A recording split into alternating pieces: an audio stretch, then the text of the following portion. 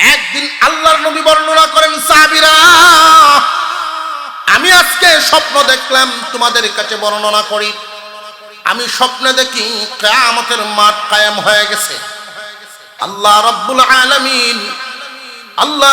আলামিনের দরবারে প্রত্যেক নবীগণ যার যার উম্মত নিয়ে হাজির হচ্ছে। কোন নবী কোন পয়গম্বর হাজির হচ্ছেন 100 উম্মত নিয়ে, কোন পয়গম্বর হাজির হচ্ছেন 50 জন 80 জন উম্মত নিয়ে, কোন পয়গম্বর হাজির হচ্ছেন 40 জন উম্মত নিয়ে, কোন পয়গম্বর 30 জন, কোন পয়গম্বর 10 জন, কোন জন 3 জন, কেউ 1 জন। আবার কোন পয়গম্বর কোন উম্মত জোগাড় করতে পারেন নাই, একজন মাত্র পয়গম্বর আগে আগে যান, লক্ষ লক্ষ মানুষ পিছনে পিছনে যায়। আমি জিজ্ঞাসা করলাম, প্রভু গো, উনি কে? লক্ষ লক্ষ উম্মত নিয়ে আসতেছেন। আল্লাহ পাক জানায় দিলেন, উনি হলেন দলিলুল কদর পয়গম্বর মুসা কালিমুল্লাহ। 6 লক্ষ উম্মত নিয়ে আমার সাথে দেখা করার জন্য আসতেছেন। আমি তখনই সিজদায় পড়ে আল্লাহর কাছে প্রার্থনা করতে লাগলাম, আল্লাহ, তাহলে কি মুসা আলাইহিস সালাম আমার চাইতে উম্মত বেশি জোগাড় করে ফেলছেন নাকি? আল্লাহ পাক রব্বুল আলামিন আমাকে বলেন, ও দোস্ত, আমার মাথা উঠান, উঠায়া ডান দিকে আপনার মাথাটা ঘুরান। আমি তখন মাথাটা উঠাইয়া ডান দিকে যখন ঘুরাইলাম, ডান দিকে মাথা ঘুরাইয়া দেখি আসমান পর্যন্ত শুধু মাথা দেখা যায়। আল্লাহ পাক রব্বুল আলামিন বলেন, এবার দোস্ত আপনার মাথাটা এবার বাম দিকে ঘোরান। আমি আমার চেহারা বাম দিকে ঘোরায়া দেখি ওই দিকেও আসমান পর্যন্ত শুধু মাথা দেখা যায়। ও দোস্ত, আবার আপনার চেহারা উপরের দিকে উঠান। আমি যখন আমার চেহারা উপরের দিকে উঠাইলাম, আমি তাকায়া দেখি যেইভাবে আকাশ ভর্তি তারকা, এর চাইতে আরো ঘন হয়ে পুরা আসমান ভর্তি শুধু চেহারা দেখা যায়। আল্লাহ পাক জানায় দিলেন, ও পয়গম্বর, ওরা সব আপনার উম্মত।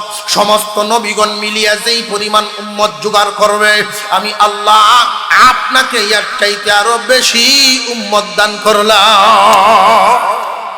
আল্লাহ পাক রব্বুল আলামিন আপনার আমার নবীকে ছেলেও দিয়েছেন, মেয়েও দিয়েছেন। মক্কার কোন মানুষ যেন আপনার আমার নবীকে আটকুর বলে গালি দিতে না পারে। ছেলেও দিয়েছেন, মেয়েও দিয়েছেন, এরপরে ওরা আটকুর কেন বললো? কারণটা কি? হুজুরে আকরাম সাল্লাল্লাহু আলাইহি ওয়াসাল্লামের নবুয়ত প্রাপ্তির আগেই ছেলে সন্তান জন্মগ্রহণ করেছিলেন 3 জন, কোন বর্ণনায় 2 জন। আল্লাহর পয়গম্বরের নবুয়তির পরে একজন ছেলে সন্তান গ্রহণ করেছেন। এই ছেলে সন্তান জন্মগ্রহণ করার 1 বছরের মধ্যে এই ছেলেও দুনিয়ার জমিন থেকে বিদায় হয়।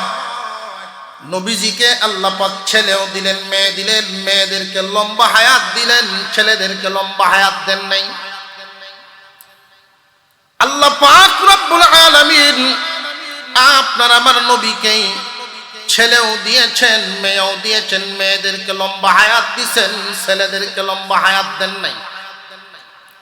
নবুয়ত প্রাপ্তির পরে যেই ছেলে সন্তান জন্মগ্রহণ করেছিলেন, উনি যখন ইন্তেকাল করলেন, মক্কার কাফিরেরা আপনার আমার নবীর ব্যাপারে সমালোচনা শুরু করে দিল। বিশেষ করে উল্লেখযোগ্য ছিল আস ইবনে ওয়াইল। এই আস ইবনে ওয়াইল যেই লোকটা ছিল, নবীজির ব্যাপারে এমন ভাবে মন্তব্য করতেছিল, নবীকে হেয় প্রতিপন্ন করে। চিন্তার কোন কারণ নাই, মুহাম্মদকে নিয়ে ভাবনার কোনো কারণ নাই, কোনো বিষয়েই না মুহাম্মদ। তারা এমন ভাবে হেয় প্রতিপন্ন করেছিল যে মুহাম্মদ কোনো ফ্যাক্টর নয়, মুহাম্মাদের ছেলে নাই, বিঠায় বাতি জ্বালানোর মতো কেউ নাই। এমন একটা সময় আসবে যেই দিন মুহাম্মদ থাকবে না, ওই দিন মুহাম্মাদের নামটাও দুনিয়াতে থাকবে না। যেই দিন মুহাম্মদ থাকবে না, মুহাম্মাদের কোনো অনুসারীও থাকবে না। যেই দিন মুহাম্মদ থাকবে না, মুহাম্মাদের দিন ধর্ম ইসলামও থাকবে না। নাউযুবিল্লাহ মিন যালিক। নবীজি সাল্লাল্লাহু আলাইহি ওয়াসাল্লামকে নিয়ে যখন ওরা আলোচনা করত, মক্কার চত্বরে প্রতিদিন বিকাল বেলায় প্রত্যেক গোষ্ঠীর মায় মাতাব্বর যারা ছিল তারা পাটি নিয়ে বিভিন্ন বিছানা বিছায়া চা পান করত, মদ পান করত, বিভিন্ন ধরনের গাওয়া পান করত আর আলোচনা করত। হুজুর সাল্লাল্লাহু আলাইহি ওয়াসাল্লামকে হেয় প্রতিপন্ন করে বলতেছে, ও মুহাম্মদ, কোন বিষয়ই না, মুহাম্মদকে নিয়ে কোনো টেনশন করার দরকার নাই। কেন? যে ও যা দাওয়াত দেয় দিতে থাকুক, তার কোনো ছেলে সন্তান নাই, তার রেখে যাওয়া ইসলাম কে ধরে রাখবে, তার রেখে যাওয়া ইসলাম কে হেফাজত করবে, তার পিছনে কে আসবে, তার নিজের বাড়িতে নিজের ভিটাতে বাতি জ্বালানোর পর্যন্ত কেউ থাকবে না। এইভাবেই কথাবার্তা বলতেছিল একদল মানুষ। হুজুরে আকরাম সাল্লাল্লাহু আলাইহি ওয়াসাল্লাম যখন এই কথাটা শুনলেন,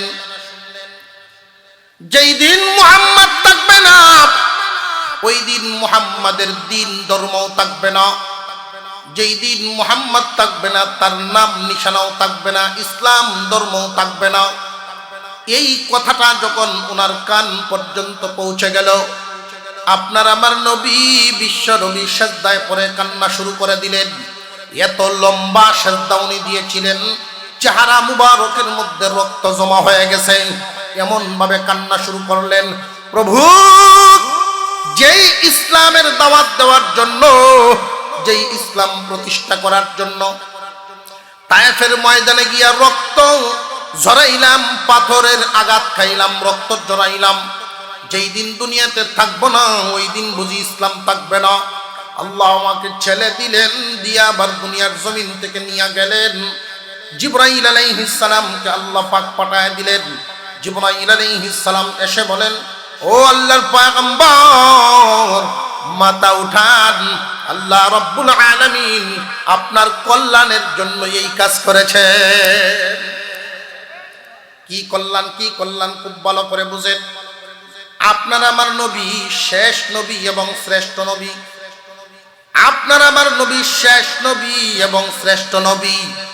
হুজুর সাল্লাল্লাহু আলাইহি ওয়াসাল্লাম নিজেই বর্ণনা করেছেন, قال النبي صلى الله عليه وسلم انا خاتم النبيين لا نبي بعدي। আমি শেষ নবী, আমার পরে আর কোন নবী নাই। নবীজির পরে কেউ নবী আছে? আর একটু জোরে কর। যদি কেউ দাবি করে বসে তাহলে সে কি মুসলমান থাকবে না কাফের হবে? কাদিয়ানীরা নবী দাবি করে, কাদিয়ানী গোলাম আহমদ কাদিয়ানী নিজেকে নবী দাবি করে, তার অনুসারীরাও তার নবী মানে। আমরার মতে, শরীয়তের মতে, কোরআন হাদিসের মতে কাদিয়ানীও কাফের, কাদিয়ানীর অনুসারীরাও কাফের। মুসলমান ভাইরা আমার, হুজুর সাল্লাল্লাহু আলাইহি ওয়াসাল্লামকে আল্লাহ পাক রব্বুল আলামিন অন্যান্য পয়গম্বরের সমান ভালোবাসেন না আরো অনেক বেশি ভালোবাসেন? আপনারা আমার কথা বুঝতেছেন? নবীজিকে আল্লাহ পাক কি পরিমাণ ভালোবাসতেন, সমস্ত নবীগণ সব সময় পেরেশান থাকতেন আল্লাহকে কেমনে খুশি করা যায়। আর আপনার আমার নবীর ব্যাপারে আল্লাহ সব সময় তাকায়া থাকতেন কেমনে নবীকে খুশি করা যায়। আপনার আমার নবীকে এত মহব্বত করেন, এত ভালোবাসেন, আমাদের প্রশ্ন জাগে, এত যেহেতু ভালোবাসেন তাহলে ছেলে সন্তান দিলেন, দিয়ে আবার নিয়ে গেলেন কেন? ছেলে এবং মেয়ে সন্তানাদি দুনিয়ার জমিনের একটা সৌন্দর্য। দুনিয়ার জমিনে আল মালু আল বানুনা, মাল এবং বনন বনি, বংশ বুনিয়াদ, ছেলে সন্তান মেয়ে সন্তান, ওরা দুনিয়ার সৌন্দর্য। এই সৌন্দর্য থেকে আপনার আমার নবীকে আল্লাহ পাক মেয়েদেরকে রাখলেন, ছেলেদেরকে দুনিয়ার থেকে নিয়ে গেলেন কেন? প্রশ্ন জাগে না জাগে না? মুসলমান ভাইয়েরা, ছেলে দিলেন কেন? আক্কুর নাম দূর করার জন্য। নিয়ে গেলেন কেন? এই হইল আমাদের প্রশ্ন। হুজুর সাল্লাল্লাহু আলাইহি ওয়াসাল্লামের আগে বনি ইসরাইলের অনেক পয়গম্বর রয়েছেন, যাদেরকে আল্লাহ পাক ছেলে দিয়েছেন, লম্বা হায়াতও দিয়েছেন। আছে না নাই? ইব্রাহিম আলাইহিস সালামকে আল্লাহ পাক রব্বুল আলামিন ছেলে দিয়েছেন, লম্বা হায়াতও দিয়েছেন। ইসহাক আলাইহিস সালামকে আল্লাহ পাক ছেলে দিয়েছেন, লম্বা হায়াতও দিয়েছেন। ইয়াকুব আলাইহিস সালামকে আল্লাহ পাক ছেলে সন্তান দিয়েছেন, লম্বা হায়াতও দিয়েছেন। ইউসুফ আলাইহিস সালাম। আপনার আমার নবীকে আল্লাহ পাক রব্বুল আলামিন এত ভালোবাসেন, এত মহব্বত করেন, যার উসিলায় তামাম দুনিয়া বানাইছেন। ওনাকে ছেলে সন্তান দিলেন, লম্বা হায়াত কেন দেন নাই? প্রশ্ন জাগেনি না? জাগে না? হুজুরে আকরাম সাল্লাল্লাহু আলাইহি ওয়াসাল্লামের শান বর্ণনা করতে গিয়ে আল্লাহ পাক কুরআনুল কারীমের ভিতরে একটা বর্ণনা করেন, মা কানা মুহাম্মাদুন আবা আহাদিম মির রিজালিকুম ওয়ালাকিন রাসূলুল্লাহ ওয়া খাতামান নাবিয়্যিন। আল্লাহ পাক বলেন, মুহাম্মদ শেষ নবী এবং শ্রেষ্ঠ নবী। যিনি শ্রেষ্ঠ নবী এবং শেষ নবী, উনি কোনো পুরুষের পিতা হবেন না। যিনি শেষ নবী এবং শ্রেষ্ঠ নবী, উনি কোনো পুরুষের পিতা হবেন না। এখন আরেকটা প্রশ্ন জাগলো, কোন পুরুষের পিতা হবেন না, তাহলে আপনার আমার নবীকে নবুয়ত প্রাপ্তির পরেও যে ছেলে সন্তান দিলেন, এই ছেলে সন্তান কি নবীজির নয় কি? যে হ্যাঁ নবীজির। তাহলে আল্লাহ পাক যে বললেন মুহাম্মদ কোন পুরুষের পিতা হবেন না, এর সমাধানটা কি? ভাই, বাংলায় বলেন আর আরবিতে বলেন, আমরা মোটামুটি ভাবে আমাদের বয়সটাকে কয়েকটা নামে ডেকে থাকি। একদম শিশুকে শিশুকাল, কিশোরকাল, যৌবনকাল, বৃদ্ধকাল। আমাদের জীবনে চারটা কাল আছে না নাই? শিশুকাল, কিশোরকাল, যৌবনকাল, বৃদ্ধকাল। এইভাবে আরবিতেও আছে তিফলুন সবিয়ুন শাবুন শাইখুন। এই যে আমরা বাংলায় দেখলাম শিশুকাল, কিশোরকাল, যৌবনকাল, বৃদ্ধকাল, এই চারটা কালের মধ্যে পুরুষকাল তো একটার নামও নাই। তাহলে পুরুষকাল কোনটা? ওই বিষয়টা একটু বোঝা দরকার। শিশুকালও পুরুষকাল নয়, কিশোরকালও পুরুষকাল নয়, যৌবন এবং বৃদ্ধকাল, এই দুইটা কালের সমন্বয়ই হলো পুরুষকাল। একজন মানুষ যতক্ষণ যৌবনে পদার্পণ করে না, সংজ্ঞা অনুযায়ী উনি পুরুষের সংজ্ঞায় পড়েন না। কথা বুঝে আসতেছে আপনাদের? আল্লাহ যে বললেন মুহাম্মদ কোন পুরুষের পিতা হবেন না, এর দ্বারাই বুঝাইলেন মুহাম্মদকে ছেলে দিলাম তো দিলাম আটকুর নাম দূর করার জন্য, আবার নিয়ে গেলাম কেন? পুরুষ হওয়ার আগেই এদেরকে নিয়ে গেলাম। এরও একটা হিকমত আছে। হিকমতটা হলো, যদি আপনার আমার নবীর সন্তানদেরকে লম্বা হায়াত আল্লাহ পাক দেন, তাহলে 40 বছর বয়স হয়ে গেলে ইহুদি খ্রিস্টানেরা সমালোচনা করবে, ইসলাম বিরোধীদের সমালোচনা করবে। আগের যুগের নবীরা নবীও ছিল, নবীর ছেলেরাও লম্বা হায়াত পায়া ছেলেও নবী হইত। মুহাম্মদ শুধু একলা নবী, ছেলেরা নবী হইতে পারছে। কথা বুঝে আসতেছে আপনাদের? মুহাম্মদ শুধু একলা নবী, ছেলেরা নবী না, বাফও নবী না, ছেলেও নবী না। মুহাম্মদ শুধু একলা নবী। সুতরাং মর্যাদার দিক থেকে আগের নবীরা বেশি সম্মানী, মুহাম্মদ কম সম্মানী। এইভাবে একদল মানুষ বলনেওয়ালা ইসলাম বিরোধী থাকতো না থাকতো না। হুজুরে আকরাম সাল্লাল্লাহু আলাইহি ওয়াসাল্লামকে জিবরাইল আমিন জানায়া দিলেন, পয়গম্বর আপনি বলেছেন আনা খাতামুন নাবিয়্যিন লা নাবিয়্যা বাদি, আমি শেষ নবী, আমার পরে আর কোনো নবী নাই। আপনার ছেলেরা যদি লম্বা হায়াত পান, তাহলে এদেরকে নবুয়তি দেওয়া লাগে, নইলে ওরা সমালোচনা করবে। আর যদি সমালোচনা বন্ধ করার জন্য নবুয়তি দেওয়া হয়, তাহলে যে আপনি শেষ নবী এবং শ্রেষ্ঠ নবী, এটার মর্যাদার মাপকাঠি ঠিক থাকে না। আটকুর নাম দূর করার জন্য ছেলে সন্তান দেওয়া হলো, আপনার মর্যাদার মাপকাঠি ঠিক রাখার জন্য এদেরকে দুনিয়া থেকে আগেই বিদায় করে দেওয়া হয়। হুজুর আকরাম সাল্লাল্লাহু আলাইহি ওয়াসাল্লাম যে কান্নাকাটি করলেন, একদল মানুষ এই কথা বলার কারণে যেই দিন মুহাম্মদ থাকবে না, মুহাম্মাদের ইসলাম থাকবে না, যেই দিন মুহাম্মদ থাকবে না, মুহাম্মাদের অনুসারীরাও থাকবে না। এমন একটা সময় আসবে মুহাম্মাদের বিটায় বাতি পর্যন্ত জ্বলবে না। এই কথাগুলো নবীজির দিলে আঘাত দেওয়ার কারণে মহান আল্লাহ পাক আপনার আমার নবীকে খুশি করার জন্য সূরাতুল কাউসার কানা নাজিল করে। ইন্না আ'তাইনাকাল কাউসার, ও পয়গম্বর আপনাকে দান করলাম। ইন্না আ'তাইনাকা, আপনাকে দান করলাম। একজন দাতা, দাতাকে আল্লাহ, গ্রহিতাকে যারা দান করছেন উনি আমাদের নবী। আল্লাহ দিছেন আর নবীজি নিছেন। আল্লাহ পাক রব্বুল আলামিন বলেন, ও পয়গম্বর আপনাকে আমি দান করলাম। একজন দাতা, একজন গ্রহিতা।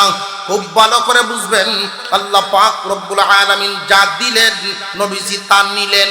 একজন দেউইয়া আর একজন নেউইয়া, দুইজন কি কখনো সমান হতে পারে নাকি? আর একটু জোরে কর। হুজুর আকরাম সাল্লাল্লাহু আলাইহি ওয়াসাল্লাম যেন মনে মনে খুশি হয়ে যান, ওনার মনটা যেন খুশি হয়ে যায়। আল্লাহ পাক রব্বুল আলামিন বলেন, ইন্না আ'তাইনাকাল কাউসার, ও পয়গম্বর আপনাকে আমি কাউসার দান করলাম। মুফাসসিরিনে কেরাম বলেন, মা মানাল কাউসার, কাউসার মানে কি, কাউসার অর্থটা কি? মুফাসসিরিনে কেরাম কাউসারের ব্যাখ্যা করেছেন। এই কাউসারের ব্যাখ্যা করতে করতে এক এক কিতাবে এক এক ভাবে তাফসিরে বাহরে মুহিতের মধ্যে 26টা নিয়ামত উল্লেখ করা হয়। এমন এমন নিয়ামত আপনার আমার নবীকে আল্লাহ দিয়েছেন, যেই নিয়ামত গুলো কোনো পয়গম্বরকে দেওয়া হয় নাই। এক নাম্বার, আপনার আমার নবীর ব্যাপারে যেই কথাটা তারা বলিয়াছিল, যেই দিন মুহাম্মদ থাকবে না ওই দিন মুহাম্মাদের নাম নিশানাও থাকবে না। আল্লাহ পাক রব্বুল আলামিন কাউসার পুরস্কারের মাধ্যমে জানায়া দিলেন, দোস্ত চিন্তার কোনো কারণ নাই, আপনার নাম সমুন্নত করার দায়িত্ব আমি আল্লাহ হাতে উঠায়া নিলাম। আলাম নাশরাহ লাকা সাদরাক ওয়া ওয়াদা'না আনকা বিজরাক আল্লাযী আনকাযা যাহরাক ওয়া রাফা'না লাকা যিকরাক। ও দোস্ত আমার, আপনার নাম সমুন্নত করার দায়িত্ব আমি উঠায়া নিলাম। বর্তমান জামানায় বিজ্ঞানের যুগ, এই বিজ্ঞানের যুগেও বিজ্ঞানীরা বাতাসকে পরীক্ষা করে একটা রিপোর্ট পেশ করলো। বাতাসের মধ্যে আমরা প্রতিদিন যে যাই কথাবার্তা বলি না কেন, এগুলো বাতাসের সাথে মিশে যায়।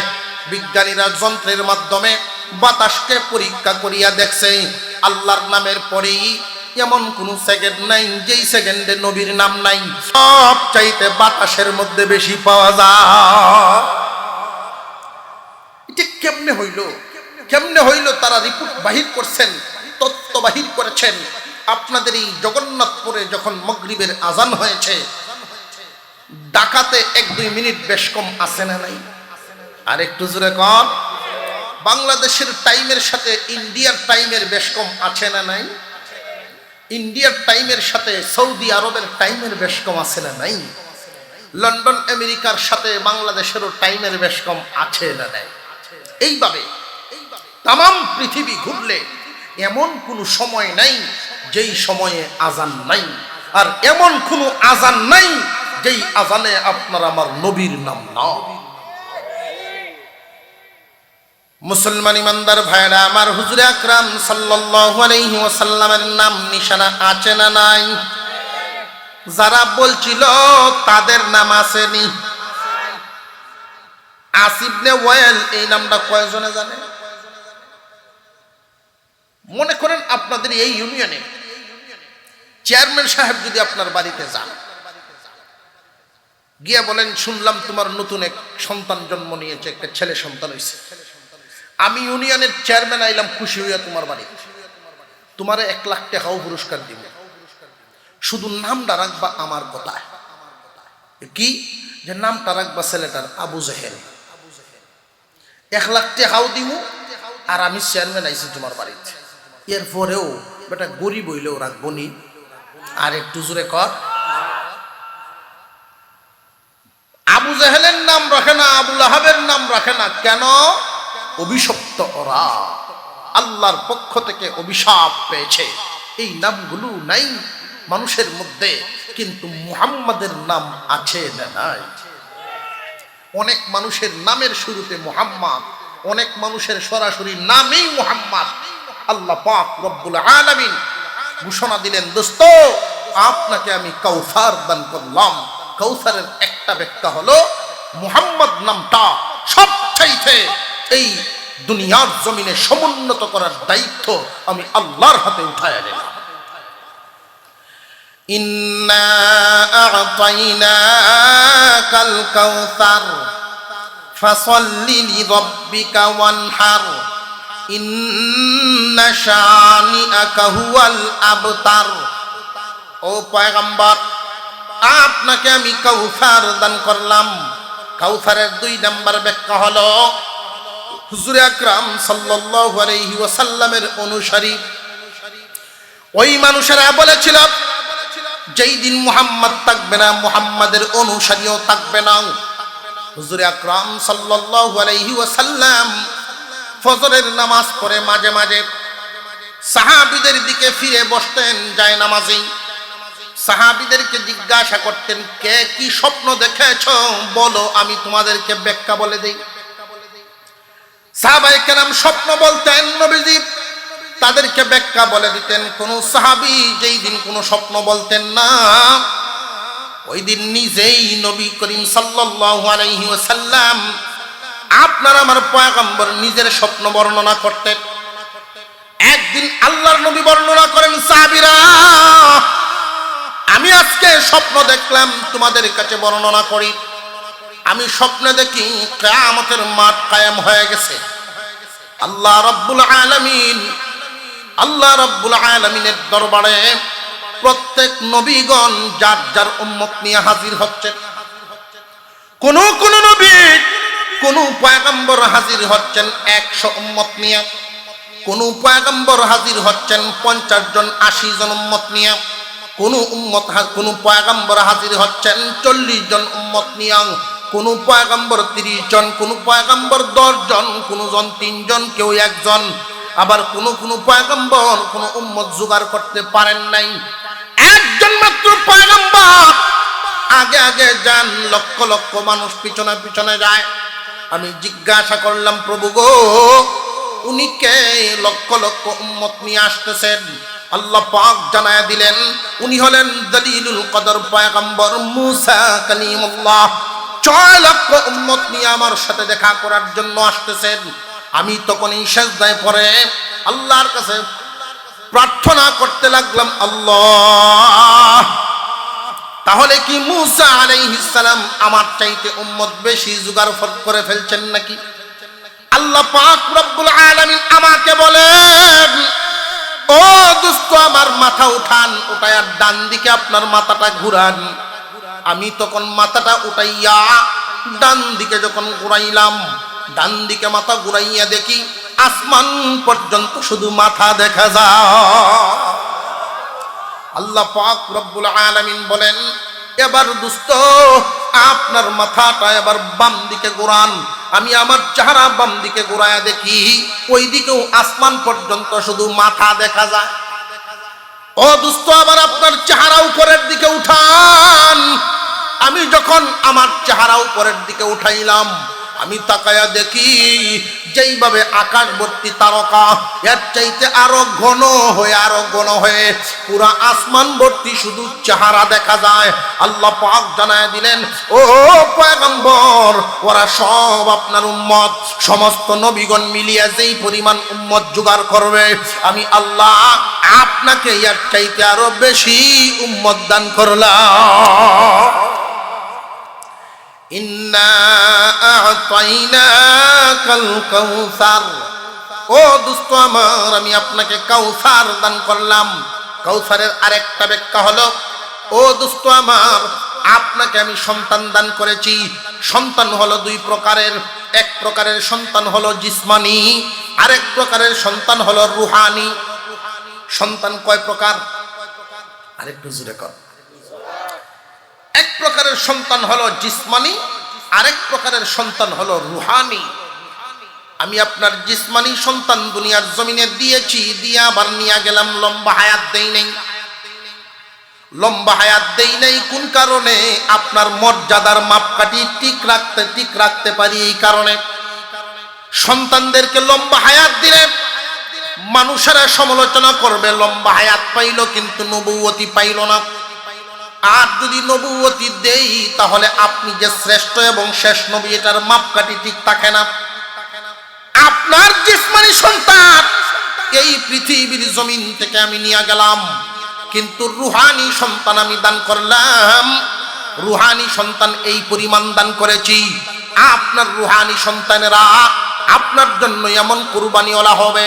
এই দুনিয়ার জমিনে একজন সন্তান যদি থাকে, বাবার ভিটায় বাতি জ্বালাইবে, বাবার সম্মানকে ধরে রাখার জন্য চেষ্টা করবে। বাবার বিরুদ্ধে কেউ যদি কোনো কথা বলে, তাহলে তার প্রতিবাদ করবে।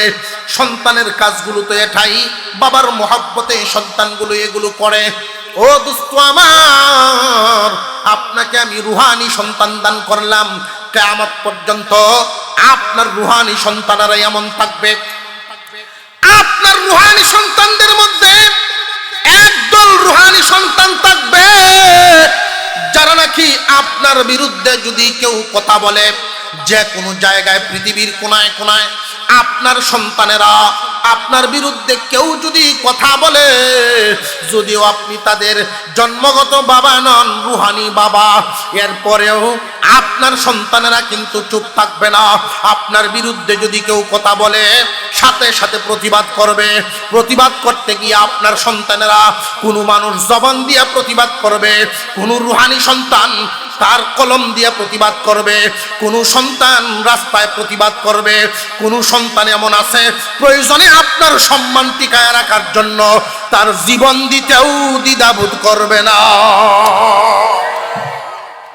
মুসলমান ইমানদার ভাইয়েরা আমার, আল্লাহর নবীর রুহানি সন্তান এই জমিনে আছে না নাই? প্রায় সময় দেখা যায় নবী করিম সাল্লাল্লাহু আলাইহি ওয়াসাল্লামকে নিয়ে কটূক্তি করে নাস্তিক বেঈমান কাফির মুশরিকরা মাঝে মাঝে ধাক্কা দিয়ে পরীক্ষা করে মুহাম্মাদের রুহানি সন্তানরা কি জমিনে কোন অবস্থায় আছে। আমরা এদেরকে খোলা ভাষায়, মুক্ত ভাষায় বলে দিতে প্রস্তুত, যে কোনো সময় আল্লাহর নবীর ইজ্জত রক্ষার্থে মুহাম্মাদের রুহানি সন্তানেরা সদা সর্বদা জীবন দিতে প্রস্তুত, দ্বিধাবোধ করবে না। মুসলমান ভাইরা, নবী করিম সাল্লাল্লাহু আলাইহি ওয়াসাল্লামকে আল্লাহ পাক কাউসার দান করার মাধ্যমে বহুত নিয়ামত এমন উল্লেখ করলেন। এমন এমন কিছু সাহাবী নবীজিকে আল্লাহ পাক দান করেছেন, অন্যান্য নবীর সাহাবীদের মতো নয়। অন্যান্য নবীর সাহাবীরা যুদ্ধের ময়দানে যাওয়ার পরে নবীকে বলতো, ও আল্লাহর নবী, আপনি আর আল্লাহ দুইজনে মিলে যুদ্ধ করেন, আমরা আমরার জান বাঁচাই। কিন্তু আপনার আমার নবীর সাহাবীদের অবস্থা কি এমন? হুজুর আকরাম সাল্লাল্লাহু আলাইহি ওয়াসাল্লামকে আল্লাহ পাক এমন কিছু সাহাবী দান করেছেন, এমন কি নারীদের মধ্যেও ছিল। বেলাল রাদিয়াল্লাহু তাআলা আনহু মদিনার গলিতে ডাক দেওয়া শুরু করলেন, হাইয়া আলাল জিহাদ, হাইয়া আলাল জিহাদ। আসনি কেউ আশিকে রাসূল থাকলে আসো, নাম লেখাও।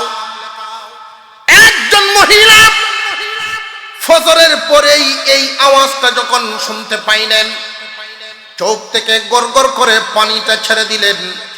তার চোখের পানিটা গড়ায় পড়ে। তার ছোট্ট শিশু 6 থেকে 7 বছর বয়স, এই শিশুর কপালে গিয়ে চোখের পানিটা পড়ে গেল। মায়ের চোখের পানি সন্তানের কপালে পড়ার সাথে সাথেই ঘুমটা ভেঙে গেছে। সন্তান চোখ খুলেই জিজ্ঞাসা করে, এটা মদিনার সন্তান। মাকে জিজ্ঞাসা করে, মাগো কেন কান্দ? বাবারে, বেলাল আওয়াজ দিয়ে গিয়েছে হাইয়া আলাল জিহাদ। এই কথাও বলেছে, আছনি কেউ আশিকে রাসূল থাকলে গিয়া নাম লেখাও। আমার তো স্বামী নাই, তোমার আব্বাও শহীদ হয়ে গেছেন, আমি কারে নিয়ে গিয়ে নাম লেখাও? তোমার কোনো বড় ভাই নেই? তোমার যদি একটা বড় ভাই থাকতো তাহলে তারে নিয়ে দিয়ে আমি শহীদের মা হওয়ার স্বপ্নটা মিটাইতাম। ছোট্ট শিশু উঠে বসে গেছে। মাগো আমাকে নিয়ে চলেন, দেখেন নবীজি কি গ্রহণ করেন কিনা।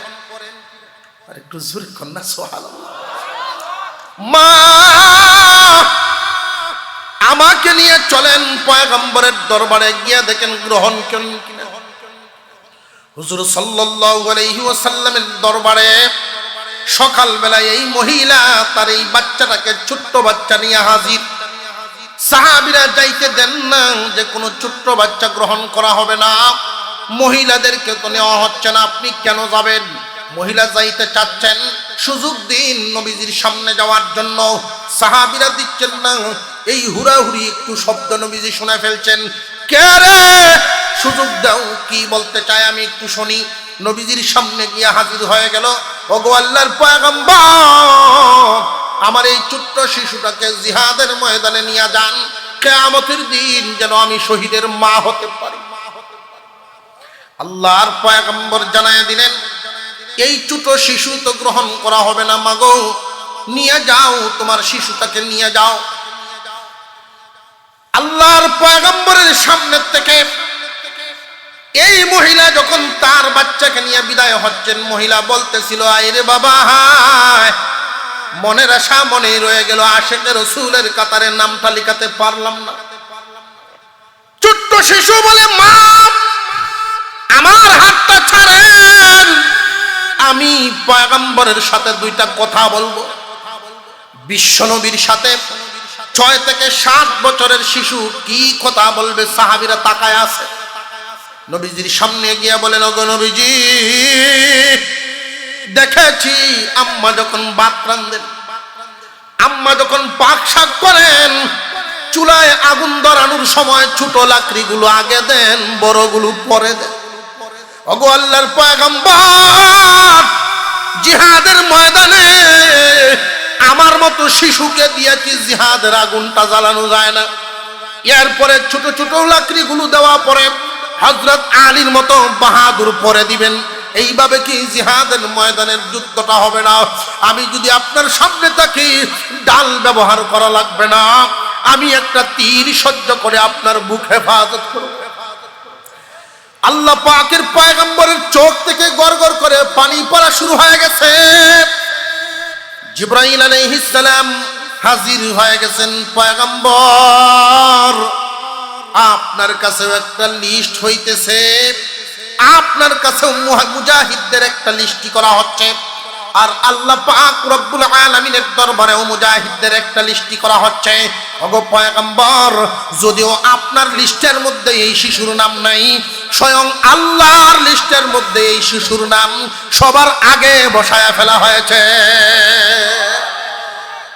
হুজুর আকরাম সাল্লাল্লাহু আলাইহি ওয়াসাল্লামকে আল্লাহ পাক জানায় দিলেন, দোস্ত, কাউসার দান করে আমি আপনাকে এমন সাহাবী দিলাম যারা নাকি নিজের জীবন তার নিজের জীবনের চাইতে আপনাকে বেশি ভালোবাসবে। এমন সাহাবী কোনো নবীকেই দান করি নাই। ইন্না আ'তাইনাকাল কাউসার, আপনাকে আমি কাউসার দান করলাম। এই কাউসারের মাধ্যমে 26টা নিয়ামত, এর মধ্যে আরেকটা নিয়ামত হলো কিয়ামতের দিন আপনার আমার নবী সাল্লাল্লাহু আলাইহি ওয়াসাল্লামও হাজির। এমন টাইমে মানুষ এক ফোঁটা পানির জন্য হাহাকার করতে থাকবে। যেই দিন মানুষ পানি পাবে না, বুক শুকায়া যাবে, জিহ্বা শুকায়া যাবে, এক ফোঁটা পানির জন্য এদিক ওদিক ছুটাছুটি করতে থাকবে। এই বিপদের মুহূর্তে আপনার আমার পয়গম্বরকে আল্লাহ পাক হাউজে কাউসার দান করবেন। এই হাউজে কাউসারের পানিটা দুনিয়ার কোন নলকূপের পানির মতো নয়। হাউজে কাউসারের পানি নদী, নালা, সাগর, পুকুরের পানির মতো নয়। ওই পানিটা হবে 3 গুণ বিশিষ্ট। দেখতে হবে দুধের চাইতে সাদা, খাইতে হবে মধুর চাইতে মিষ্টি, সুঘ্রাণ হবে মেশকে আম্বরের চাইতে আরো বেশি। 3 গুণ বিশিষ্ট পানি। 1 গ্লাস পানি ওই দিন যারা পান করতে পারবে, জান্নাতে ঢোকার আগ পর্যন্ত পানির পিপাসা লাগবে না। হুজুর আকরাম সাল্লাল্লাহু আলাইহি ওয়াসাল্লামকে সাহাবায়ে কেরাম জিজ্ঞাসা করলেন, নবীজি ওই পানি পান করার সময় পান পাত্র কোথায় পাবো? পান পাত্রের পরিমাণ কি পরিমাণ থাকবে আপনি আমাদেরকে একটু শোনান। নবীজি সাল্লাল্লাহু আলাইহি ওয়াসাল্লাম জানায়া দিলেন, আসমানের তারকা গনিয়া শেষ করা যেমন সম্ভব নয়, আমার ওই হাউজের পান পাত্রও গনিয়া শেষ করা সম্ভব নয়। 2 হাত মুবারক দিয়ে কেমনে এত মানুষকে পান করাইবেন? কেমনে আপনি এত মানুষকে পানি পান করাইবেন? আপনার আমার নবী সাল্লাল্লাহু আলাইহি ওয়াসাল্লাম এক হাদিসে বর্ণনা করেছেন, 3 দল মানুষ সুপারিশ করার তৌফিক পাবে। ওই 3 দল মানুষকে নবীজি ডাক দিবেন, আসেন আপনারা পান পাত্র হাতে নেন, যার যার মানুষকে পানি পান করায়া দেন। এই 3 দল মানুষ কারা? ওদেরকে দুনিয়াতে আমাদের একটু চিনার দরকার আছে না নাই? قال النبي صلى الله عليه وسلم يشفع يوم القيامة 3: الأنبياء ثم العلماء ثم الشهداء। 3 দল মানুষ। 1 নম্বরে নবীগণ, 2 নম্বরে আলেমগণ, 3 নম্বরে শহীদগণ। 1 নম্বরে নবীগণ, 2 নম্বরে আলেমগণ, 3 নম্বরে শহীদগণ। নবুয়তের দরজা বন্ধ হওয়ার কারণে নবীগণ তো আর আমরা পাবো না। একজন শহীদ দিনের জন্য শাহাদাত বরণ করে দুনিয়ার জমিন থেকে বিদায় হয়ে যান, সুতরাং তারেও তো পরে আর পাওয়া সম্ভব না। একটা জামাত আছে উলামায়ে কেরামের জামাত। এই আলেমদের সাথে যদি আপনারা সম্পর্ক করে রাখতে পারেন, কিয়ামতের দিন ওই আলেম উলামাদের হাত থেকে হাউজে কাউসার পান করতে পারবেন। আপনারা আমার নবী সাল্লাল্লাহু আলাইহি ওয়াসাল্লাম ওই দিন হাউজের কিনারে দাঁড়ায়া থাকবেন। একদল মানুষ গিয়া বলবে, পয়গম্বর আমরা আপনার ওই জামানার ওই এলাকার উম্মত, আমাদেরকে পানি পান করায়া দিন। নবীজি এদেরকে পানি পান করায়া দিবেন। আরেক দল মানুষ গিয়া হাজির হবে, ওগো আল্লাহর পয়গম্বর আমরা ওই জামানার উম্মত, ওই এলাকার উম্মত, আপনার পানি পান করার জন্য আসলাম। নবীজি এদেরকেও পানি পান করায়া দিবেন। আরেক দল মানুষ যাবে, ওদেরকেও পানি পান করায়া দিবেন। হঠাৎ করে একদল আল্লাহর নবীর সামনে যখন হাজির হবে, নবীজি এবং এদের মাঝখানে একটা পর্দা পড়ে যাবে। আল্লাহর নবী জিজ্ঞাসা করবেন, প্রভু গো আপনি না আমার এই হাউজে কাউসার দান করেছেন, ওদেরকে পানি পান করার জন্য আমি দিতে চাচ্ছি, কিন্তু পর্দা কেন ফেলায়া দিলেন? আপনার আমার প্রভু ওই দিন জানায়া দিবেন, দোস্ত আপনি তো তখন দুনিয়ায় ছিলেন না। একদল মানুষ ওরা আপনার উম্মত দাবি করে, কিন্তু আসলে ওরা আপনার উম্মত নয়। আপনার কাজের উপরে ওরা চলে নাই, ওরা নিজেরা আবিষ্কার করে ধর্মের ভিতরে এমন কিছু নিয়ম নীতি ঢুকায় দিয়েছিল, শরীয়তের ভাষায় যাদেরকে বলা হয় বেদাতি। ওই বেদাতিরা ওই দিন নবীজির হাউজে কাউসারের পানি পান করতে পারবে না, পর্দা পড়ে যাবে, ওরা ওই দিন পানি পান করতে পারবে না। কি একদল মানুষ গিয়া বলবে, আল্লাহ আল্লাহ পয়গম্বরের হাউজে কাউসার পান করার জন্য আসলাম। নবীজি সাল্লাল্লাহু আলাইহি ওয়াসাল্লামের দরবারে যখন ওরা গিয়া দাঁড়াবে, আল্লাহর পয়গম্বর কিছু মানুষকে নিজের হাতে পানি পান করাইবেন। সব মানুষ তো নিজের হাতে পানি পান করতে পারবে না।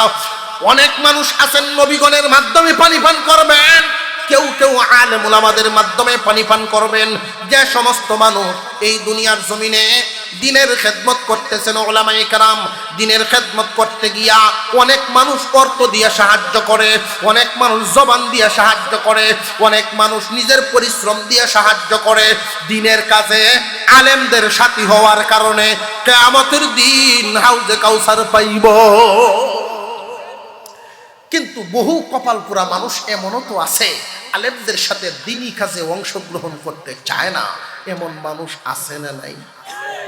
আলেম ওলামারা যদি তাদের বাড়ির সামনে যান, গিয়া যদি ডাক দেন অমুক ভাই বাড়িতে আছেন, কোনো আওয়াজ নাই, হুজুরের আওয়াজ যখন শুনে ফেলে তখন আল্লাহর বান্দায় মনে করে যে রে হুজুর আইছে, না জানি কোন জিনিস আমারে ধরে।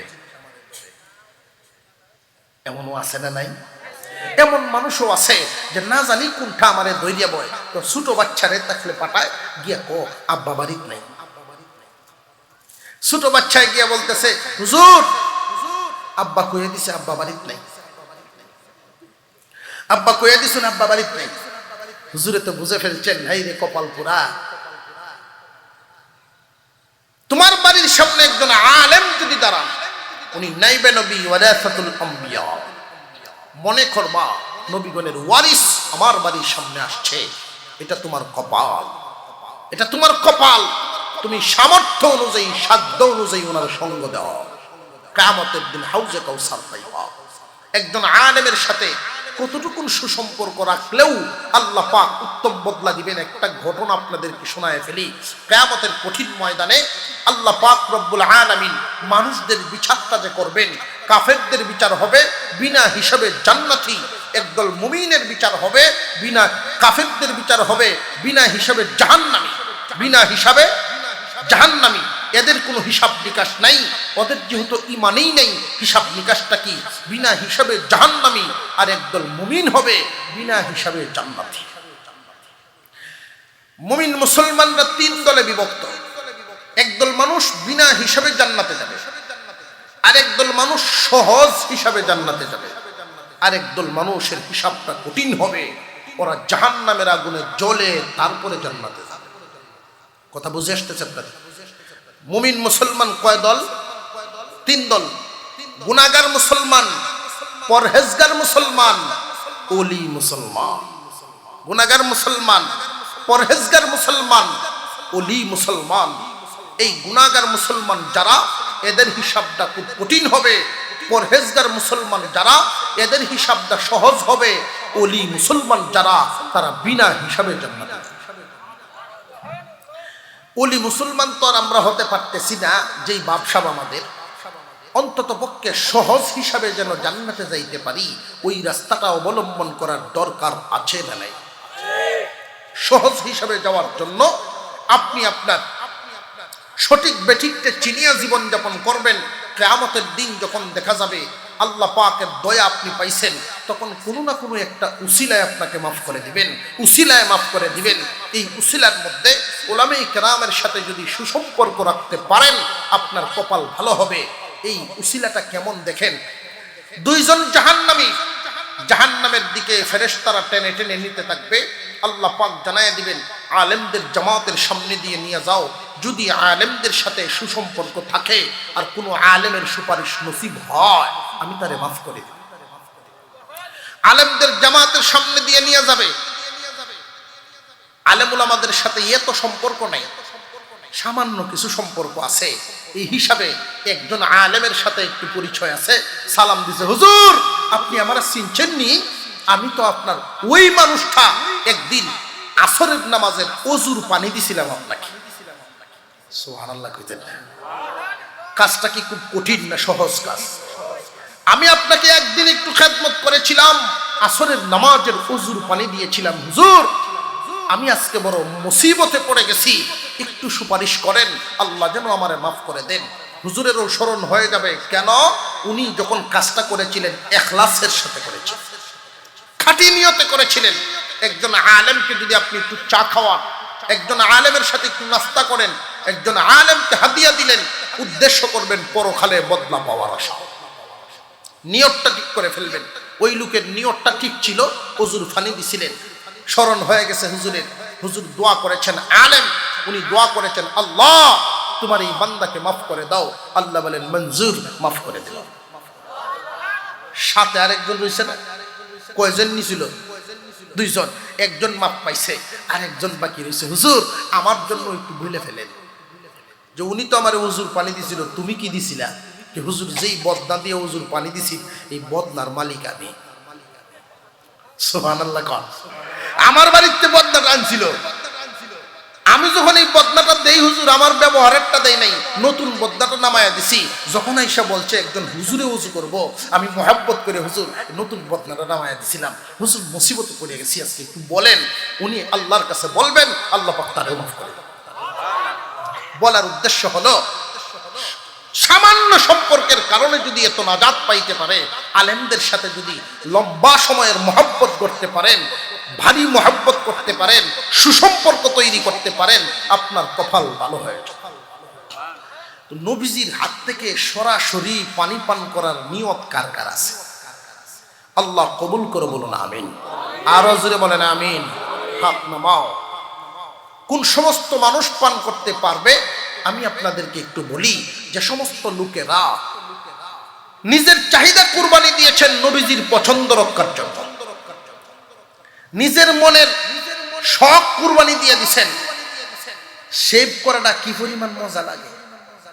এমন মানুষও তো আছে জিন্দিগি শেষের দিকে এরপরেও শেভ করা ছাড়ে না, আছে না নাই?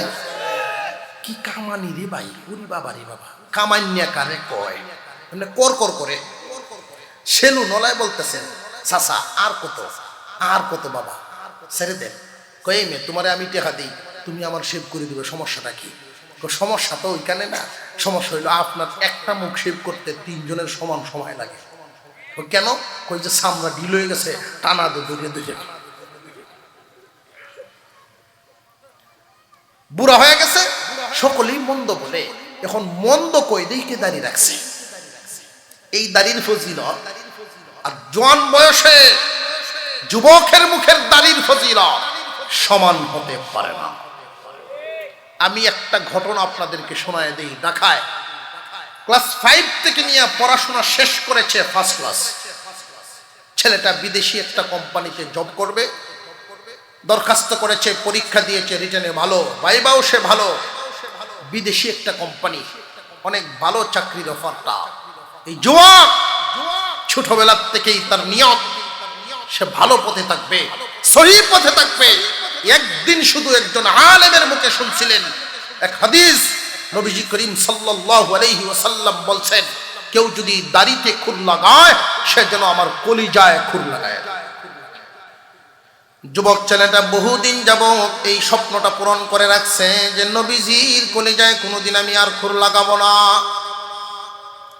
কোন মানুষ যদি শেভ করেন 5 মিনিটে মুখটা শেভ করে ফেললো, জয়টা দাড়ি কাটলো, ওইটাই কবিরা গুনাহ করলো। 5 মিনিটে কি পরিমাণ কবিরা গুনাহ করে ফেললো? প্রতি 5 মিনিটে এই পরিমাণ, প্রতি 5 মিনিটে এই পরিমাণ। রে যুবক, শেভ করার কারণে তোমার মুখটাকেই কবিরা গুনাহ দিয়ে ভরে ফেলছো। ঘুমাইলেও কবিরা গুনাহ হচ্ছে, নামাজে দাঁড়ায় থাকলেও কবিরা গুনাহ হচ্ছে। এমনকি দাড়ি কাটনেওয়ালা যদি খানায় কাবা তোয়াফ করে তবুও তার কবিরা গুনাহ লিপ্ত আছে। খুব ভালো করে বুঝবেন, দাড়ি কাটার অপরাধটা মারাত্মক। এই যুবক দাড়ি কাটবে না, যে নাকি মুখটা দাড়ি দিয়ে ভরে রাখছে সে তো নেকি দিয়ে তার চেহারাটা ভরে রাখলো। যে শেভ করে ফেলে গুনাহ দিয়ে চেহারা ভরে ফেললো।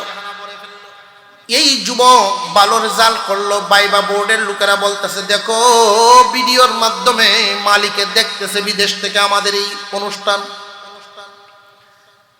বাবা তুমি যেই নাম্বার পেয়েছো চাকরিটা তুমি পাইবা, কিন্তু মালিক বিদেশি মানুষ, জানায় দিয়েছেন তোমার সব ভালো, কিন্তু দাড়িটা ওনার পছন্দ না। রে যুবক, অনেক কষ্ট করে পড়াশোনা করেছো তুমি, এই চাকরিটা যদি নিতে পারো 3 লাখ টাকা তোমার বেতন হবে। বুঝে শুনে দেখো, বেতন হবে 3 লাখ। ফ্ল্যাট পাইবা, গাড়ি পাইবা অফিসের পক্ষ থেকে, প্রতি বছর 15 দিনের ভ্রমণ পাইবা, বিদেশের যে কোনো দেশে যাইতে পারবা। এই সুযোগ সুবিধা সব সময় মিলবে না। আমাদের পরামর্শ হলো তুমি দাড়িটা শেভ করে ফেলো, চাকরিটা গ্রহণ করে ফেলো। ওই দিন ওই যুবকে কাগজটা হাতে নিয়ে নিজের চাকরির কাগজটা নিজের হাতে চিপতেছেন আর বলতেছিলেন, প্রয়োজনে রিক্সা চালায়া শহরে ভাত খাবো, তবু আমার নিজের হাতে আল্লাহর পয়গম্বরের কলিজায় ছুরি দিতে পারবো না। কিয়ামতের কঠিন ময়দানে ওই সমস্ত যুবকদেরকে আল্লাহর পয়গম্বর ডাক দিবেন, আসো আমার একটা তরিকা, আমার একটা সুন্নত সমুন্নত করার জন্য, ধরে রাখার জন্য, আমার নীতির উপরে থাকার জন্য দুনিয়াতে কুরবানি দিয়েছিলা, ত্যাগ দিয়েছিলা। আজকে আসো, আমি তোমাকে নিজ হাতে হাউজে কাউসারের পানি পান করায়া দিব। মুসলমান ইমানদার ভাইরা আমার, নবীর মোহাব্বত শুধু দিলের ভিতরে থাকলেই চলে না, আমলে থাকতে হবে। হুজুর আকরাম সাল্লাল্লাহু আলাইহি ওয়াসাল্লাম বলেন, মান আহাব্বা সুন্নতি ফাকাদ আহাব্বানি ওয়া মান আহাব্বানি কানা মাই ফিল জান্নাহ। জান্নাতের দরজা, এক একটা দরজা থাকবে প্রায় ২৫০০ মাইল প্রশস্ত।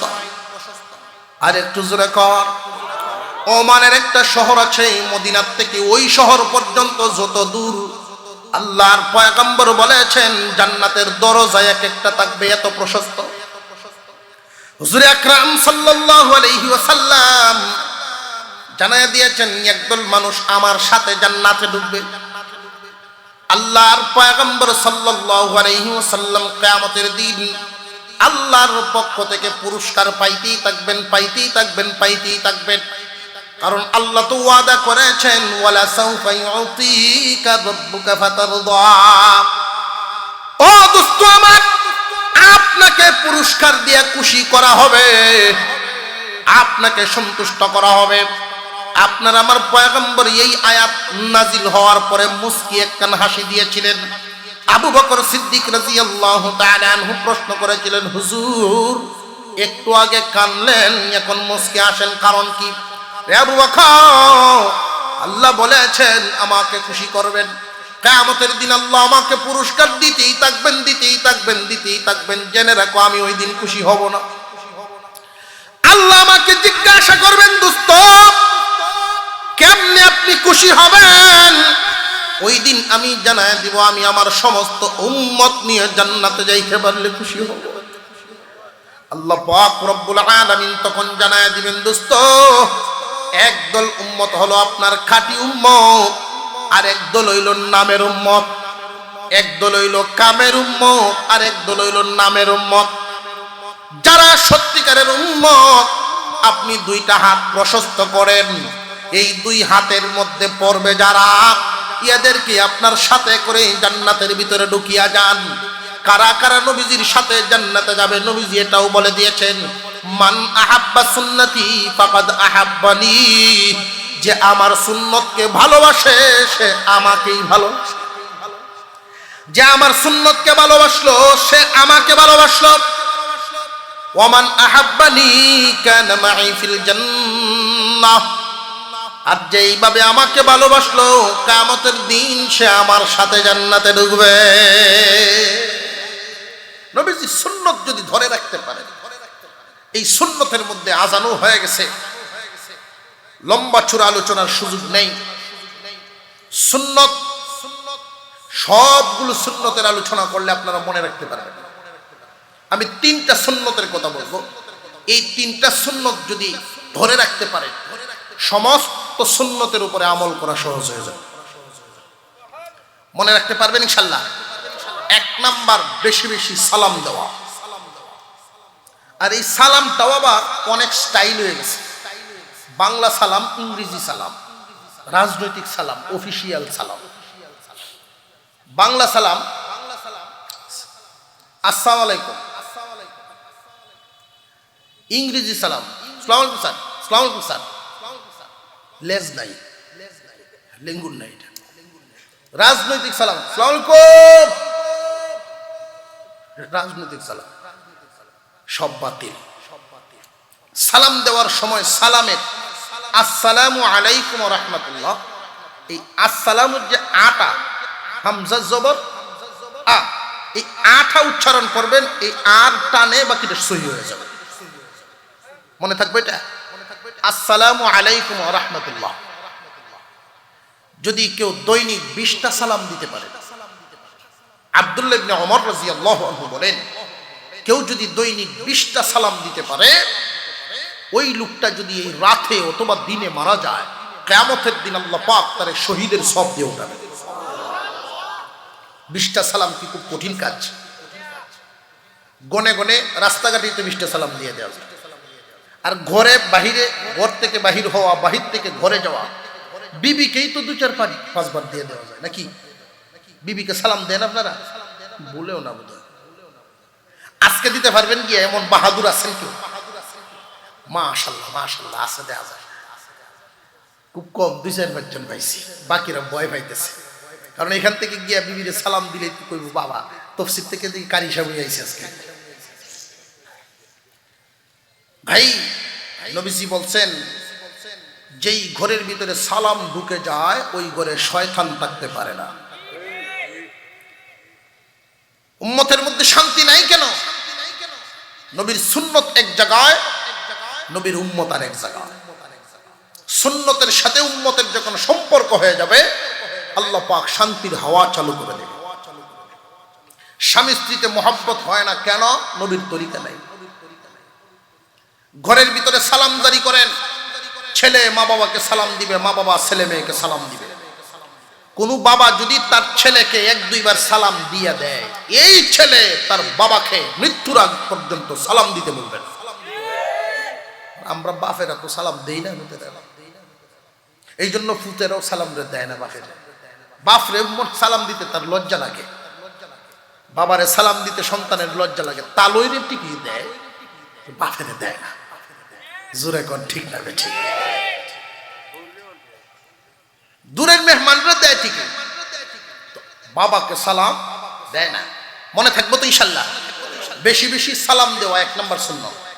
2 নম্বর সুন্নত হলো প্রত্যেকটা কাজ, উত্তম কাজে উত্তম স্থানে, প্রত্যেকটা উত্তম কাজে উত্তম স্থানে ডান দিকটাকে প্রাধান্য দেওয়া। উত্তম কাজ, কাপড় পরিধান করা উত্তম কাজ, কোনটারে প্রাধান্য দেওয়া? ডান দিকটাকে, ডান হাতটা আগে পড়বো, এরপরে বাম হাতটা। জুতা পরিধান করা, ডান পাটা আগে ঢুকাবো, বাম পাটা পরে ঢুকাবো। খোলার ক্ষেত্রে বাম আগে, ডান পরে। উত্তম কাজ, কাপড় পরিধান করা উত্তম, খোলাটা অদম। মসজিদের ভিতরে যাব, স্থান, উত্তম স্থানে ডান দিকটাকে প্রাধান্য দিব, অদম স্থানে বাম দিকটা। বাথরুমে যাবেন, কোন পাও? বাম পাও। মনে থাকে তো এই সময়? হুশ থাকে না? মনে থাকেনি? মনে যেন থাকে। এই সুন্নতগুলোর দিকে একটু লক্ষ্য রাখবেন। প্রত্যেকটা কাজে ডান দিকটাকে প্রাধান্য, উত্তম কাজগুলো ডান দিককে প্রাধান্য দিবেন। মনে থাকবে তো ইনশাল্লাহ? আল্লাহ যেন কবুল করে। 3 নাম্বার সুন্নত হলো আল্লাহ পাকের জিকির বেশি বেশি করবেন। অবসর হয়ে গেলে আল্লাহর স্মরণ, উঁচা জায়গায় উঠতেছেন আল্লাহু আকবার বলা, নিচে নামতেছেন সিঁড়ি থেকে বা ব্রিজ থেকে নামতেছেন সুবহানাল্লাহ সুবহানাল্লাহ বলে বলে নামা, সমতলে হাঁটতেছেন লা ইলাহা ইল্লাল্লাহ লা ইলাহা ইল্লাল্লাহ, জিকির বেশি বেশি করা। মনে থাকবে ইনশাআল্লাহ। আল্লাহ যেন আমাদেরকে আমলের তৌফিক দান করেন, বলুন আমিন। আর জোরে বলেন আমিন। হুজুর আকরাম সাল্লাল্লাহু আলাইহি ওয়াসাল্লামের সুন্নতের উপরে যত বেশি আপনি মজবুত হবেন, আল্লাহ পাক আপনার মর্যাদা তত বাড়ায়া দিবেন। আল্লাহ যেন আমাদেরকে দুনিয়া আখিরাতের কামিয়াবি দান করেন, মাহফিল কবুল করেন, যুবকদেরকে কবুল করেন, বলুন আমিন। ওয়া আখিরু দাওয়ানা আনিল